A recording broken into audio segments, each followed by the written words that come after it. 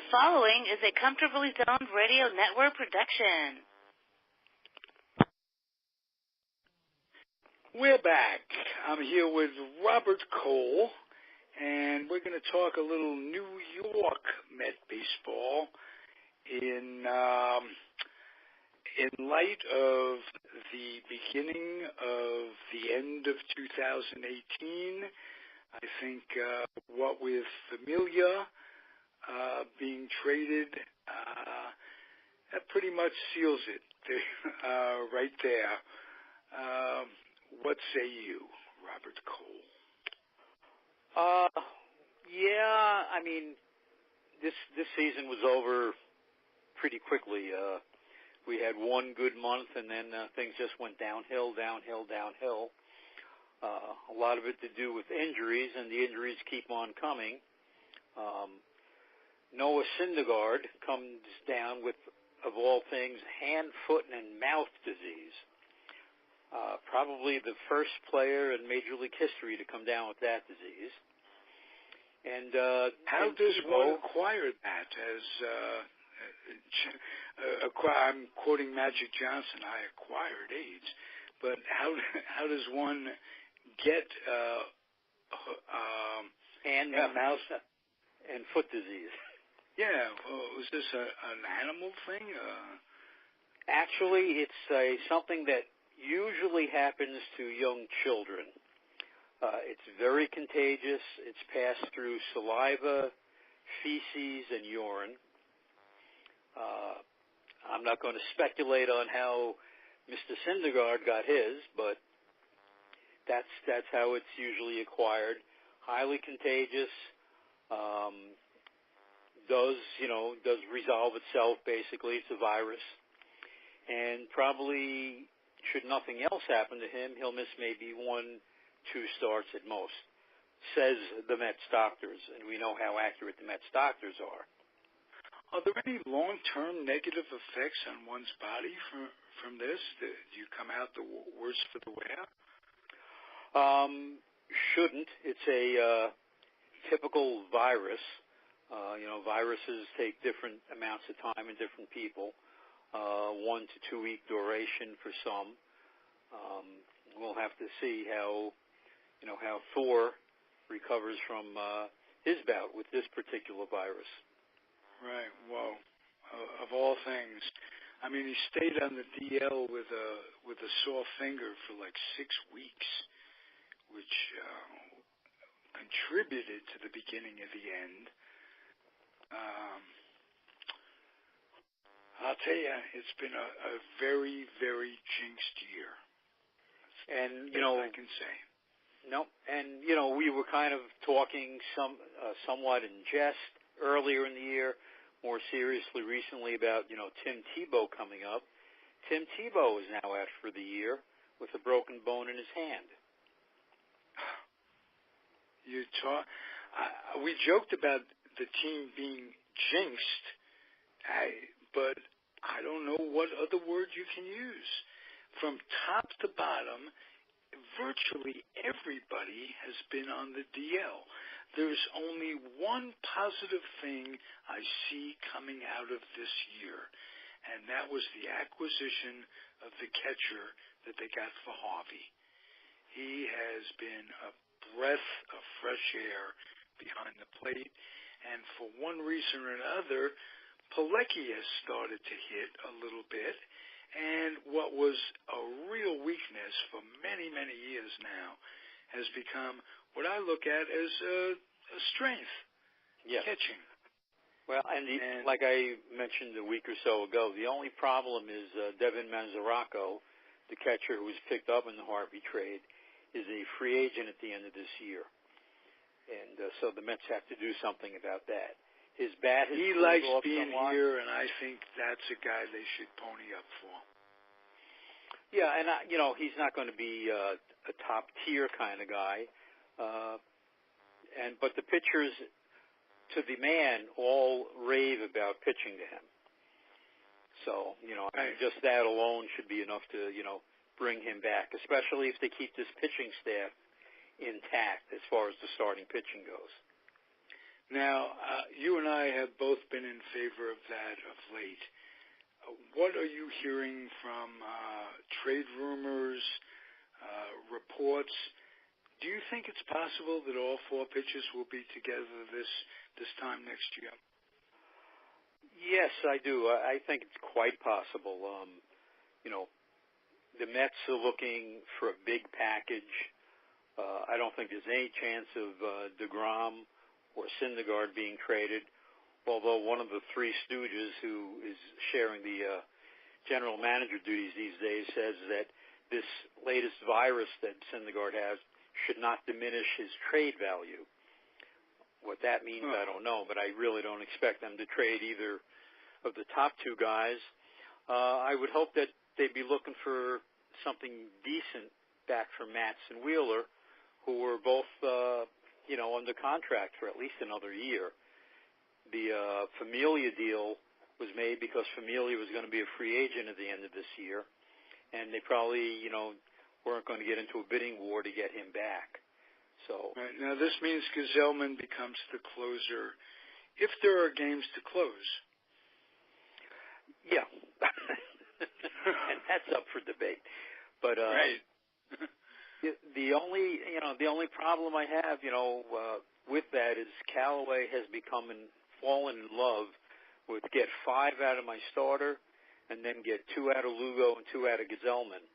Well, you can't do that if you're going to use these guys, in late inning situations. Right, and especially Gesellman, they were using him way down, as a 6th inning guy, that type of thing, and he's been effective. So you're going to lose something there. It gives the kids a chance. If, like we're talking about, the season is all but gone. Who has impressed you coming up on the pitching staff? Ooh, that's rough because virtually everybody that they've tried has failed. Tim Peterson looked like he was going to be okay. Had a couple of good outings. Recently, he's been getting blasted. It's really not a whole lot. I've been looking in the minor leagues. There's really not a whole lot in AAA for sure. And it's just really a source of embarrassment as far as the Mets are. They right. have very little. The worst I've felt about them in many, many years. And I wasn't one of those guys who enjoyed 62 and 63 when they were losing. I didn't think it was all that cute. I understood it. We got some good books out of it. Got some cute memories. Gil Hodges this and Richie Ashburn. And I didn't like the losing. But you could understand it back then. This, we never would have imagined a season like this at the beginning of the year. Look at the names in the bullpen right now. You have Gesellman, you have Swarzak, who's been horror, Tim Peterson, Paul Sewald, Jerry Blevins, who can't get lefties out, Tyler Batchelor, Jacob Rame, Drew Smith, and Seth Lugo. That's your bullpen. That's who Callaway has to go to, and that's not very pretty. Well, if they could get 6 innings out of those guys instead of 5, make all the difference right there. So, well, yeah, DeGrom's going to give you 7. Syndergaard, when he's healthy, this last game he pitched, gave them 5 innings, 1-run ball, but he was suffering from that virus, and they said that he got very weak during the game. That's why they took him out after 5 this time. Wheeler and Mutts, Mutts always seems to have that 1 inning where he has trouble, and Wheeler, has been giving you 6 recently. But then you have, that 5th spot, where you're lucky if you get 4 or 5 out of, and that's just been killing the bullpen. Yeah, Yeah, you would have thought Vargas, you and I both agreed when the signing was made that it was a good one at the time. Oh, absolutely. For a couple of reasons. I mean, he's another lefty. He's a totally different pitcher than the other four guys. The other four guys are all power, flame-throwing pitchers. Vargas was a different pitcher, a lot of breaking balls, and I thought that would work out really well, changing the style that other teams saw, and he's just been awful. Mm-hmm. I mean, he's been injured. When he has, pitched, he's been ineffective. I think he's had one good game, since he's been with the Mets, and he's been injured most of the year. The one thing I'm surprised about is, in the Familia trade, they got a relief pitcher by the name of Bobby Wall, who pitched briefly with the A's, I think, last year. And I'm surprised they didn't bring him up and give him a shot. Right now, you mean? Yes. They took him from the A's AAA team and they put him in their AAA team. Maybe they want to give him one or two appearances and then bring him up. I don't know. But, at least find out what you have with this guy. He's 26. He's had a little taste of Major League Ball. See what you have. Nobody else is doing it. Mm-hmm. That may yet come because it's just been one of those years where they've had to rotate their pitchers from AAA to the majors every week. It's just it's the craziest year I've ever experienced as a Met fan. Best way of putting it. Bruce has become absolutely ineffective. Lagares got hurt once again. Nemo is not the best center fielder on a team that puts Deckender out there who never hits. Absolutely never hits. He's over 17. He rewards them by making like 3 misplays in one game the other day. Yep.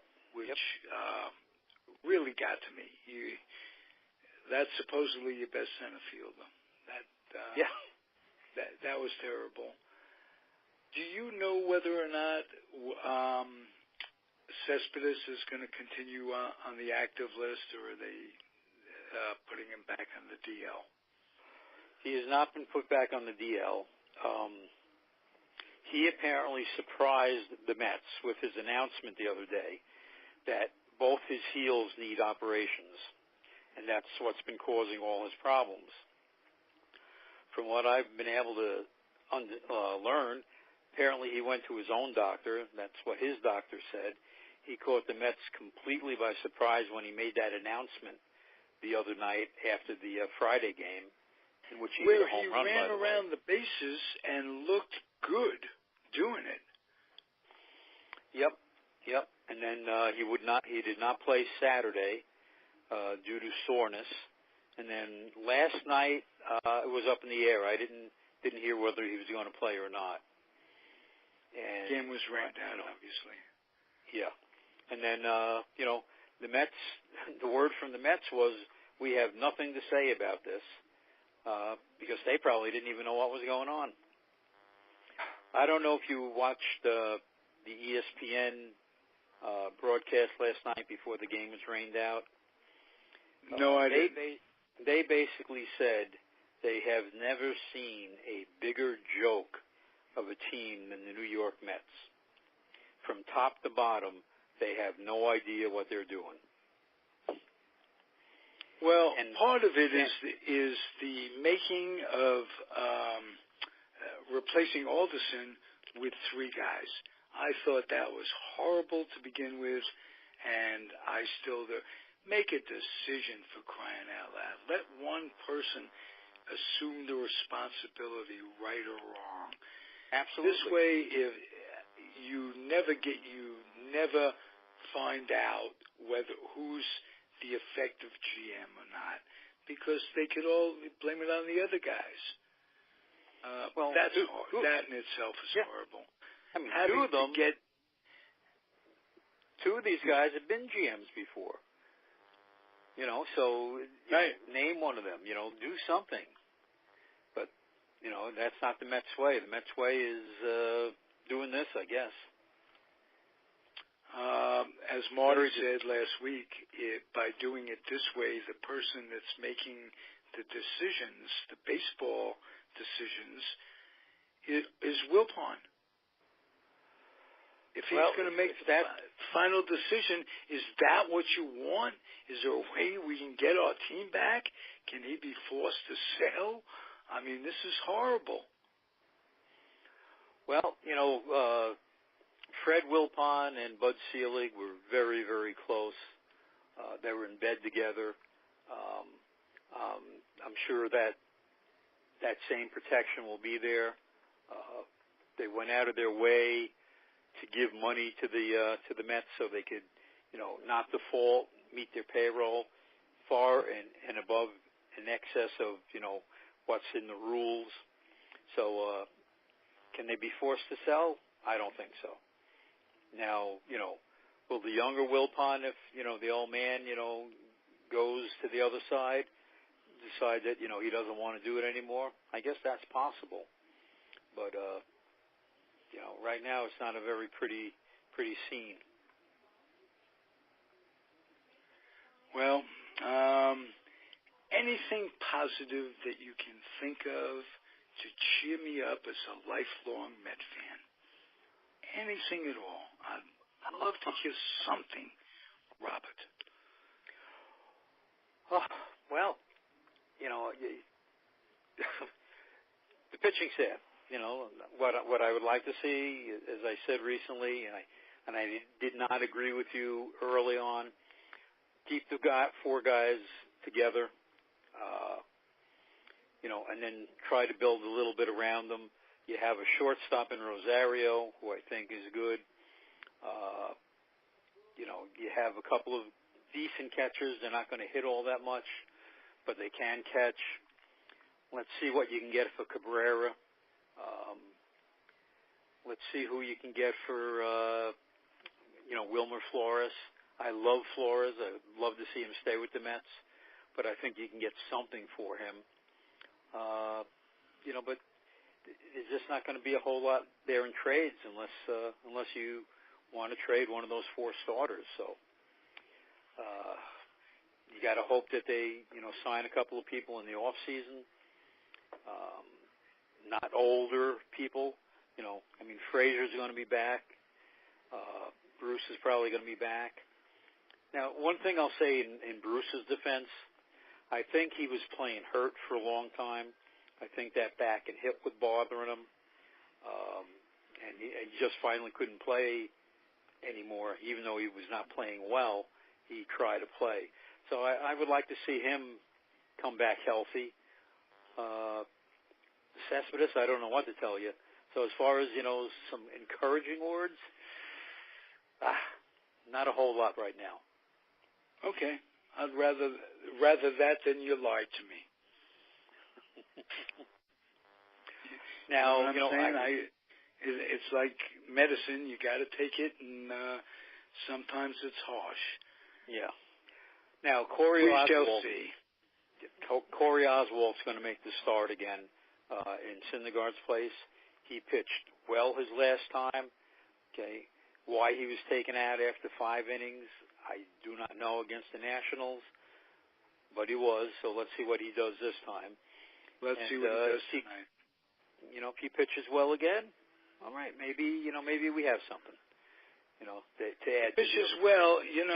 What the irony is that if you get 4 or 5 starting pitchers that are doing well and don't win, that's almost a tragedy in today's day and age when pitching is such a premium that, but nothing went right. No. I'll give you something positive maybe. Rosario has come on of late. He's having a much better year than he was having earlier on. Oh, yeah.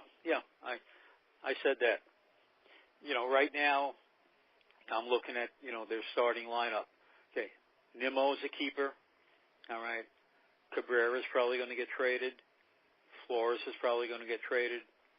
Conforto, started the second half pretty good. Maybe he's finally going to, reach that potential. I don't know. Right, he's coming back from an injury, like Marty mentioned last week. You got to give him the benefit. And he may come back too soon. Yeah. They were trying to rush him back. I know he wanted to come back. That's youth, but the last 3 games, he was hitting much better. He looked much better. So let's keep our fingers crossed. Maybe we'll get the guy that we thought we were getting. But he's another guy that probably would bring something back in trade. At this point, I probably wouldn't want to trade him, but see what happens. And then you have Jose Bautista. He's not the future. Matthew Dendecker, certainly not the future. He's not even the present. I don't even know if he was the past.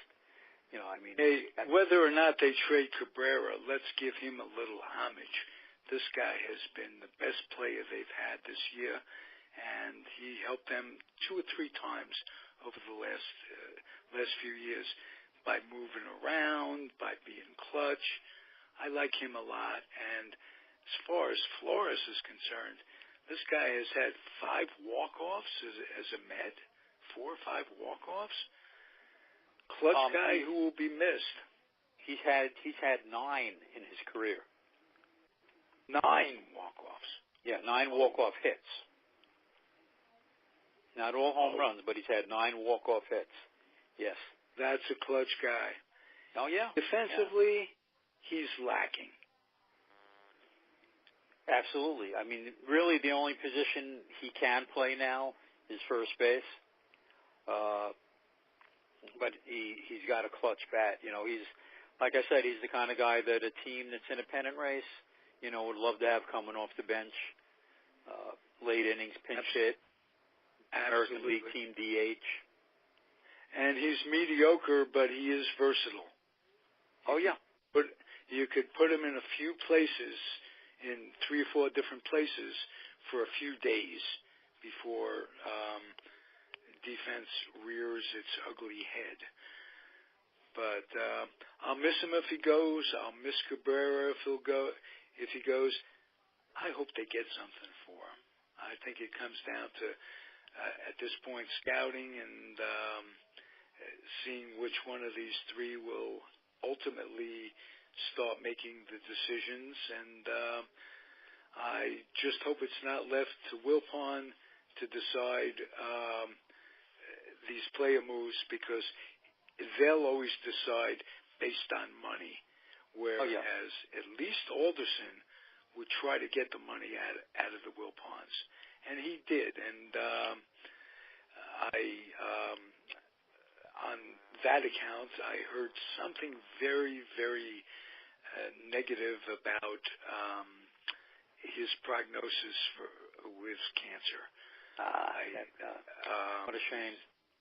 What a shame, indeed. Terrific guy and great baseball man. So hang in there, Sandy. He's a fighter. Thanks for your service.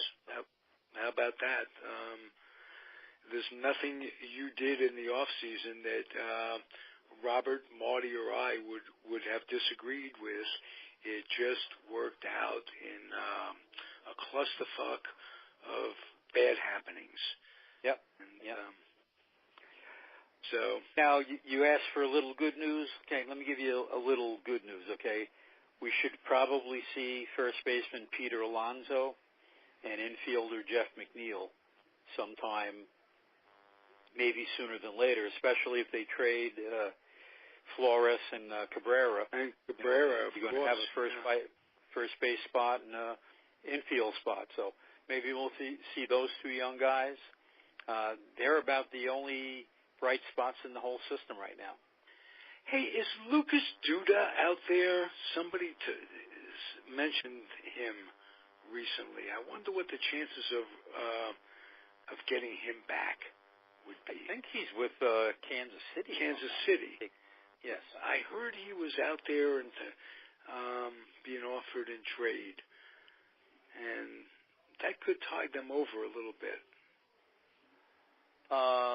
Yeah, but I don't think they're not going to be looking to bring on salary and stuff. They're just going to be looking at the future, and unfortunately, those aren't the guys that I feel good with my Mets in their hands. No. Lucas Duda right now is hitting .246, 8 homers, 30 RBIs. Okay. A bat. How about that? Yeah, he's a bat, but is he any better than Batista right now? Batista's showing a little versatility. I like that. Playing right. He's playing third base again. Yeah. How long is Frazier going to be out? It's so hard to determine with the Mets. They say, well, it's not that serious this time, and that. But I don't know. This is a guy that had never been on the DL his entire career until he came to the Mets, and now he's been on twice in one season. I'm laughing at that, but I'm crying as well. Tears of laughter. Or laughing through the tears. Yes. Hey, Robert, thank you for a great show. I appreciate it. Mert will be back next week. He's down in Orlando on a very important assignment, much more important than talking baseball, and will return.